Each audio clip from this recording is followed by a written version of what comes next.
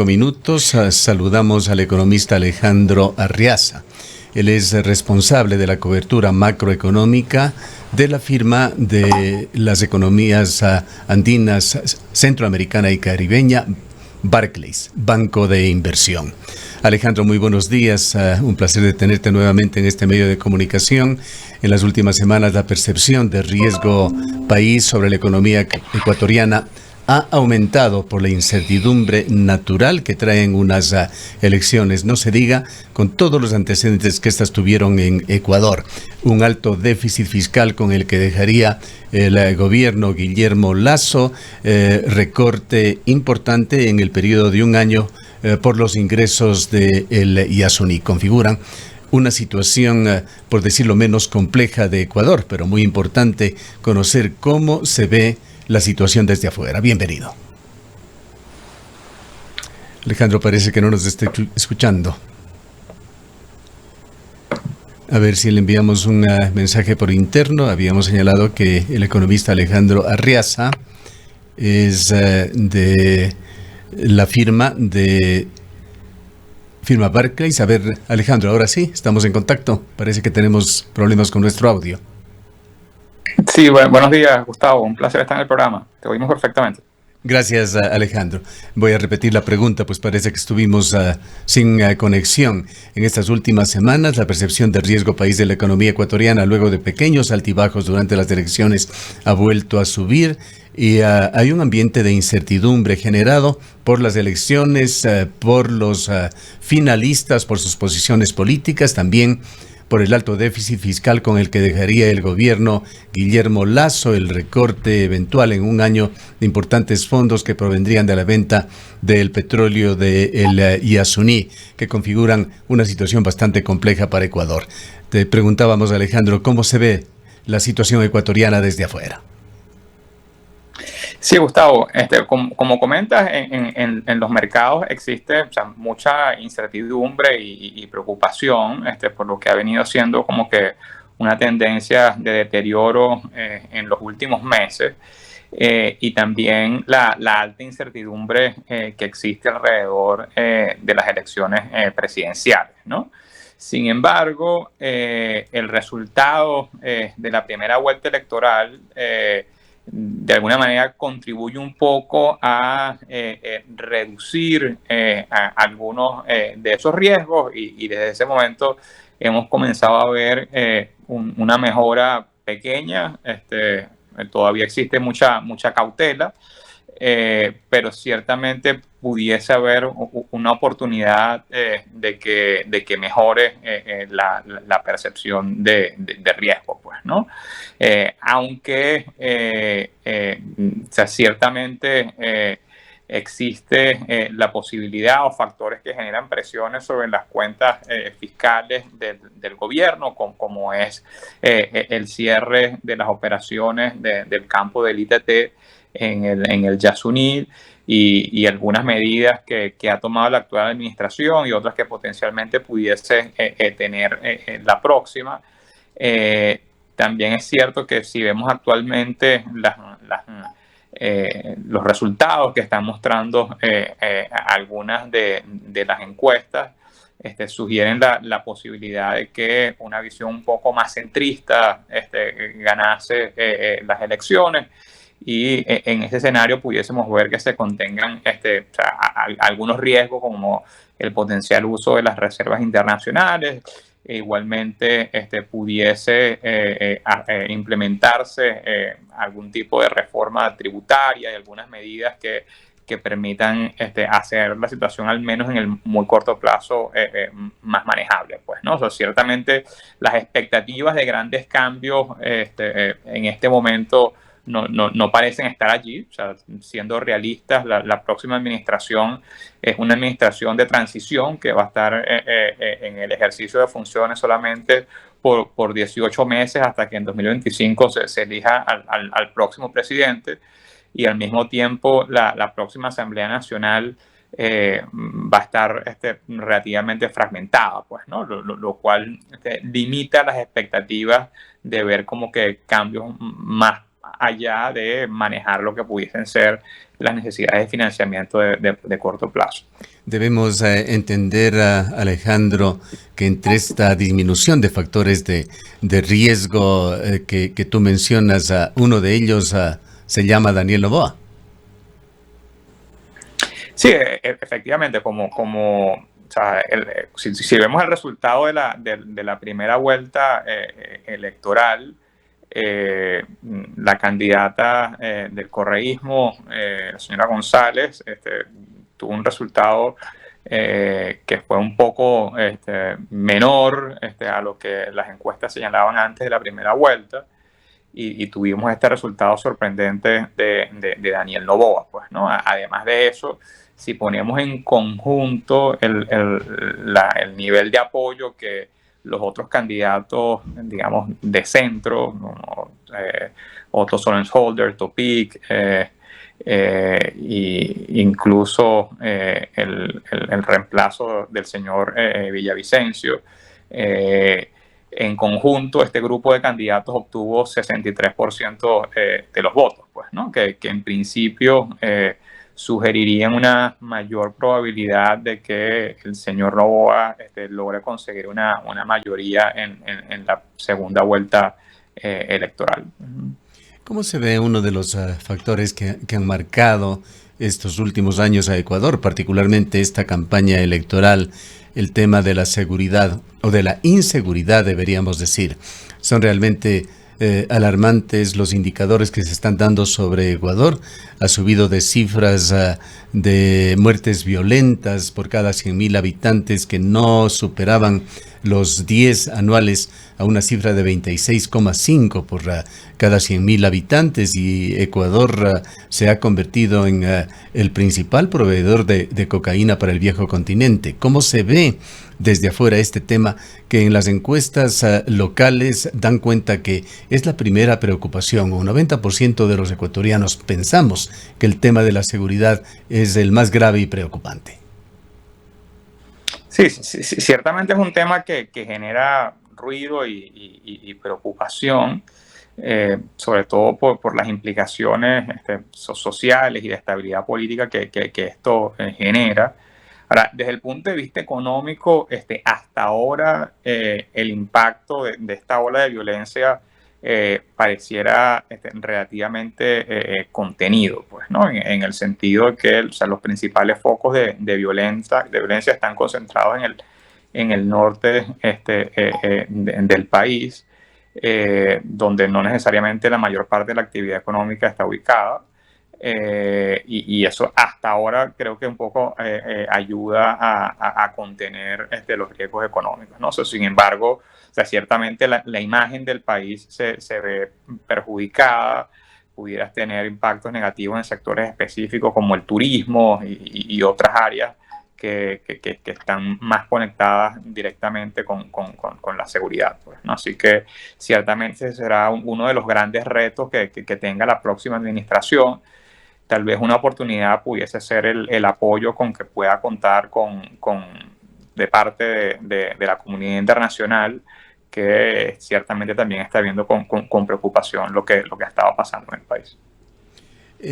¿Cómo se mira también y se evalúa el tema de Elías Soní, de la consulta popular, que decidió en uno de los bloques petroleros, bloque 43 en el ITT, que se termine con esa explotación petrolera, que en un año, así se decide, a través de la consulta popular, se tenga que dejar, incluso restaurar esta zona, que es muy emblemática desde el punto de vista de riqueza natural, de biodiversidad? Hay publicaciones ecuatorianas como Análisis Semanal, que tú debes conocerla, quizá la publicación más importante, o sin duda la publicación más importante en materia de economía de Ecuador, que deplora este hecho, lo ve como algo negativo para el país, pero en forma unánime y contrastante, todas las entidades mundiales, también medios de comunicación, que se preocupan por el medio ambiente, la crisis climática, la convergencia energética, el calentamiento global, aplauden esta decisión del pueblo ecuatoriano.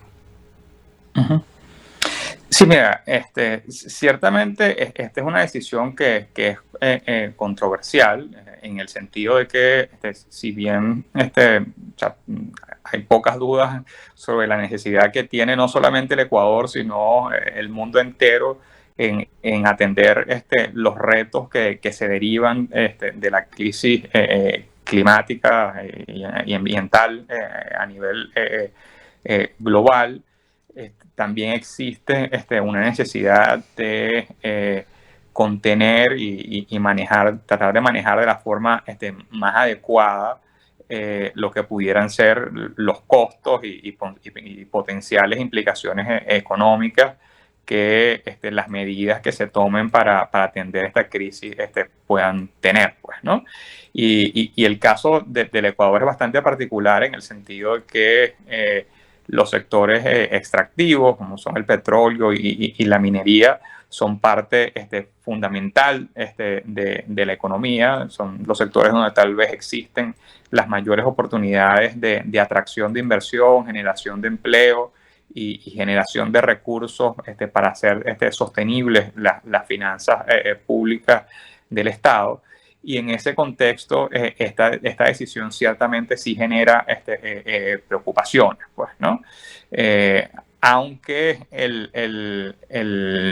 la magnitud de los recursos que pudieran estar en riesgo pudieran estar acotados, no dejan de ser importantes en el contexto de una situación bastante retadora que enfrenta el país, pues, ¿no? O sea, estamos hablando de que aproximadamente 50.000 barriles de producción de petróleo pudiesen estar en riesgo. Todavía está bastante incierto cómo va a ser la implementación de este proceso, con lo cual, o sea, todavía existen diferentes estimaciones acerca de cuál pudiese ser el impacto económico potencial que ello traería.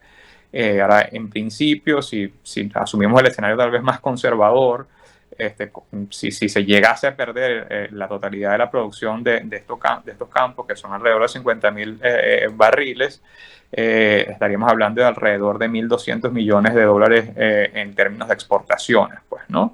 Sin embargo, la producción de esos barriles ciertamente también tenía un costo, con lo cual el impacto neto sobre las cuentas fiscales tal vez termine siendo la mitad de eso. O sea, estaríamos hablando alrededor de 500, 600 millones de dólares, pues, ¿no?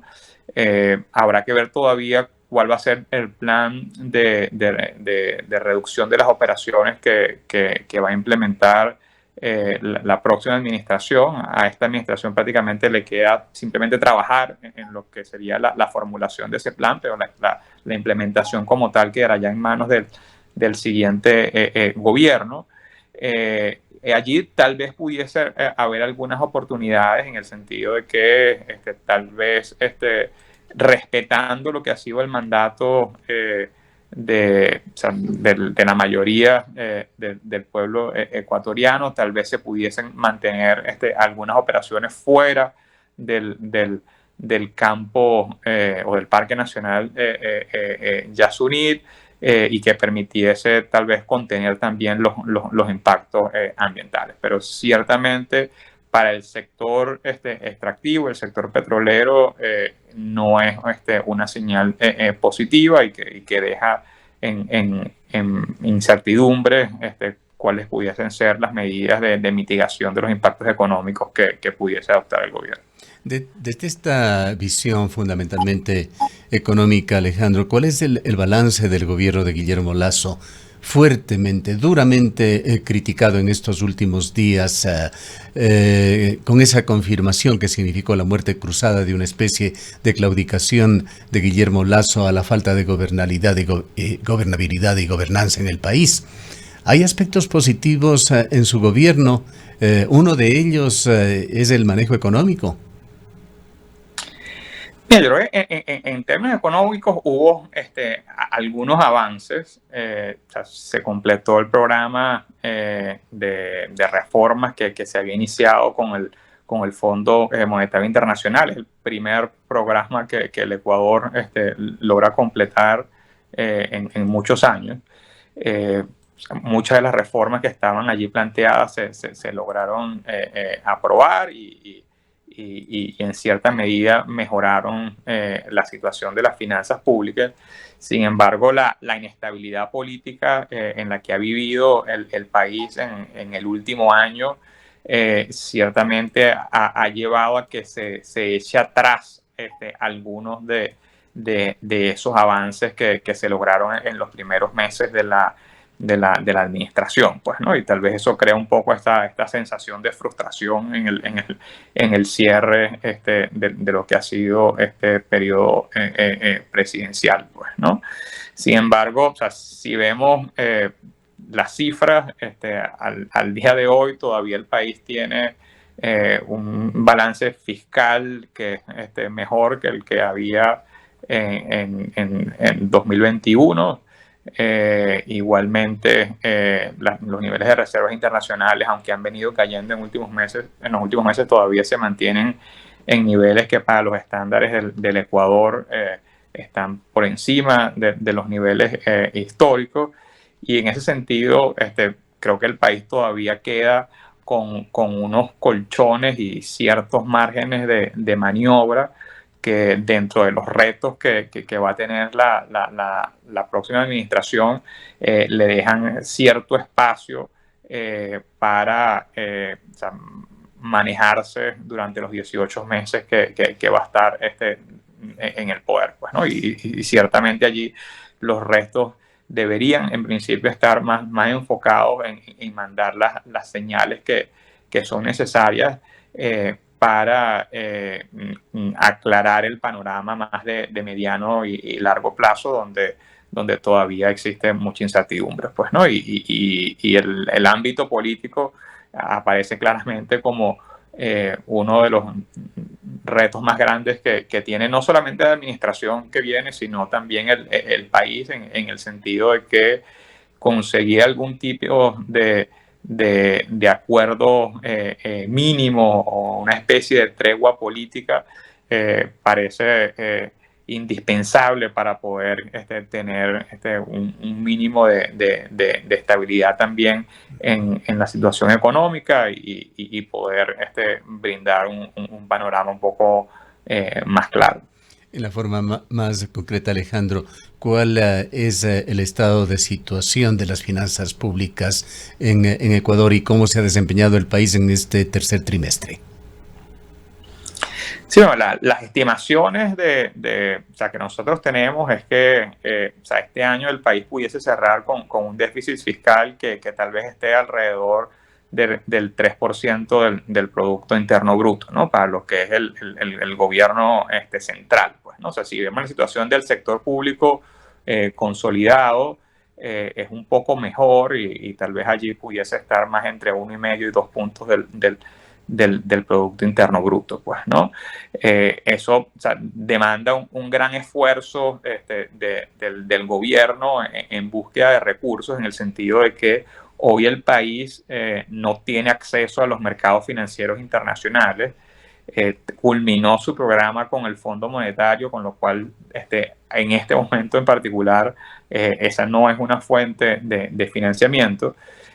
Sin embargo, todavía el país cuenta con algunos espacios para conseguir algo de financiamiento interno y también apoyo a través de otros multilaterales que todavía permiten continuar honrando los compromisos y cubriendo las principales necesidades del país, pues, ¿no? Pero dado esta ampliación del déficit que se viene dando en los últimos meses y lo que pudiesen ser presiones adicionales en los meses subsiguientes por temas como esto que estábamos discutiendo del Yasuní, existen riesgos sobre potenciales acumulaciones de cuentas por pagar del gobierno con algunos proveedores o con algunas otras entes del sector público.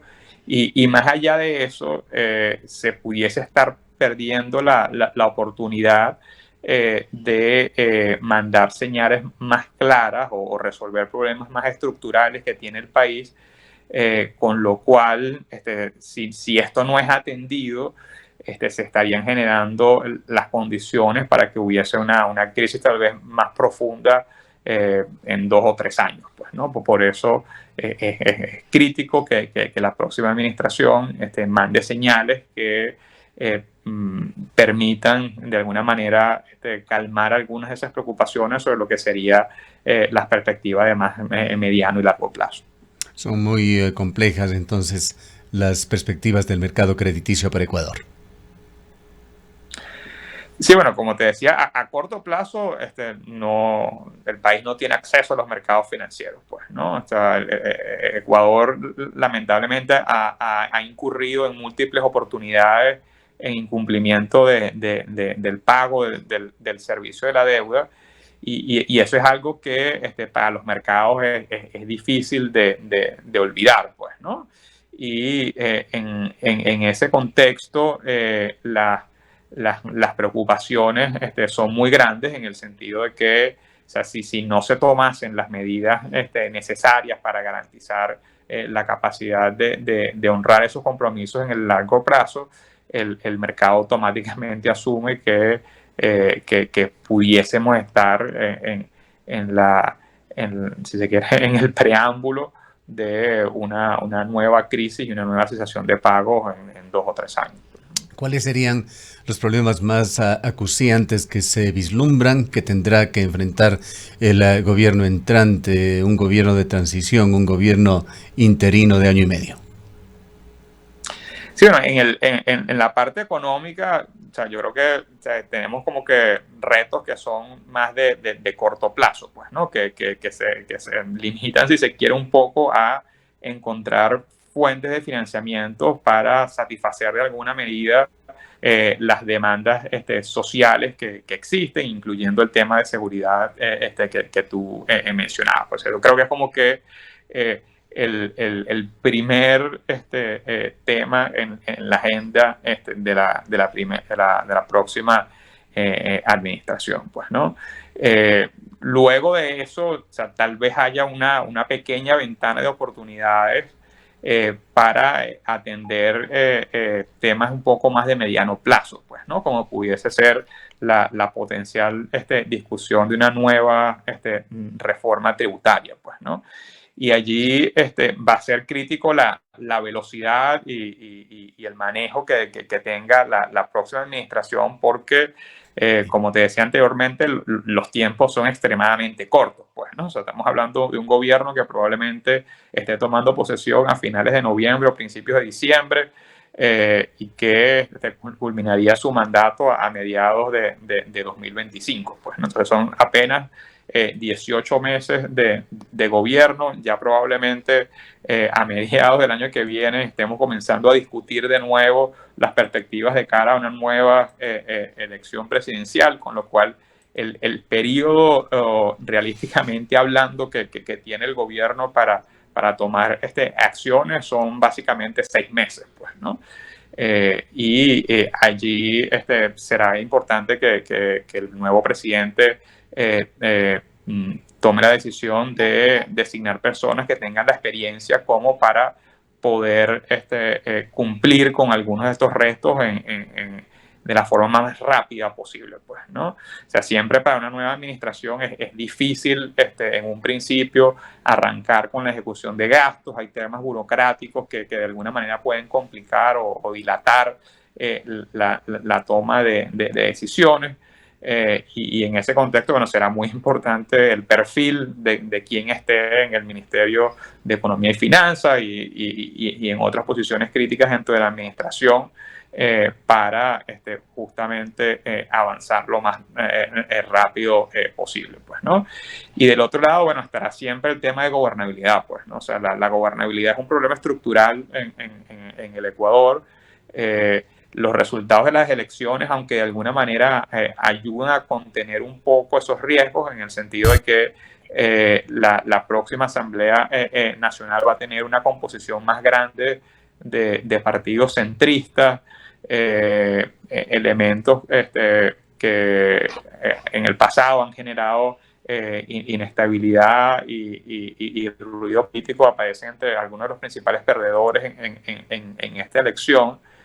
y eso tal vez le diese a la próxima administración un periodo inicial al menos de una especie de luna de miel, pues, ¿no? Pero ciertamente eso siempre ha sido algo corto y ya, o sea, digamos, hacia mediados del año que viene pudiésemos ver una nueva, o sea, la nueva aparición de presiones sociales que serán seguramente un reto para quien esté en el Ministerio de Gobierno y en otras posiciones claves para el manejo político. Finalmente, Alejandro, teniendo como antecedente que las encuestas no ayudan mucho en Ecuador, lo vimos en la primera vuelta electoral en donde hubo sorpresas. Sin embargo, vamos a citar una de ellas, Comunicaliza, empresa oficialmente reconocida por el Consejo Nacional Electoral, que merece una mayor credibilidad sobre tantas cosas que se publican con ligereza en las redes sociales. Esta encuesta se realizó los 2 primeros días de este mes de septiembre, una encuesta reciente, se la hizo a nivel nacional, el margen de error es muy pequeño, 1,3%, y aquí aparece Daniel Noboa con un 54, casi 55% de preferencia de el voto contra 45,1% de Luisa González, la otra candidata. Cierto es que está la campaña electoral completa por hacerse. Tendremos 40 días hasta que lleguen las elecciones y la campaña oficial aún ni siquiera se ha iniciado. En todo caso, tu comentario sobre estos resultados, ¿qué mensaje envía? Sí, bueno, allí tal vez la mejor encuesta que tenemos es el resultado de la primera vuelta, pues, ¿no? Y allí la primera vuelta lo que nos muestra es que si bien el correísmo es la primera fuerza política en el país, también lo que logra mantener es un porcentaje de apoyo alrededor de 1/3 del electorado, pues, ¿no? Que consistentemente ha sido la base electoral del correísmo. Pues se parece mucho al resultado que obtuvieron en la primera vuelta en el 2021 e incluso al resultado que obtuvieron en las elecciones locales en febrero de este año, pues, ¿no? Con lo cual, hasta ahora, aunque son la primera minoría del país, no muestran un crecimiento y parecieran tener dificultades para avanzar y construir una mayoría electoral de cara a la segunda vuelta, ¿no? Del otro lado, como te decía, el panorama para Daniel Noboa, en el papel al menos, luce más favorable, pues, ¿no? En el sentido de que en principio debería ser más fácil para él capturar el voto que los otros candidatos centristas obtuvieron en la primera vuelta, pues, ¿no? Y eso creo que es un poco lo que está mostrando la encuesta de Comunicaliza que tú señalas, pues, ¿no? Sin embargo, bueno, como hemos visto, la situación política del país es extremadamente volátil, pues, ¿no? Los diferentes grupos sociales todavía no tienen si se quiere, un vínculo muy fuerte con ninguna de las alternativas políticas, y eso hace que si hubiesen eventos pudieses tener cambios relativamente grandes en poco tiempo, pues, ¿no? Por lo cual todavía la situación en las próximas semanas, el manejo de la campaña de cada uno de los dos candidatos y sobre todo también el desempeño que tengan en el debate que está previsto para el mes que viene van a ser importantes de cara a lo que vaya a ser el resultado final de la elección. Bien, muchísimas gracias Alejandro por habernos acompañado. Un placer. Declaraciones del economista Alejandro Arriaza. Él es responsable de la cobertura macroeconómica de la importante firma banco de inversión Barclays. Es un experto en analizar las economías andinas, centroamericana y caribeña. Ha hecho una radiografía de cómo se ve al Ecuador en esta etapa preelectoral. Son las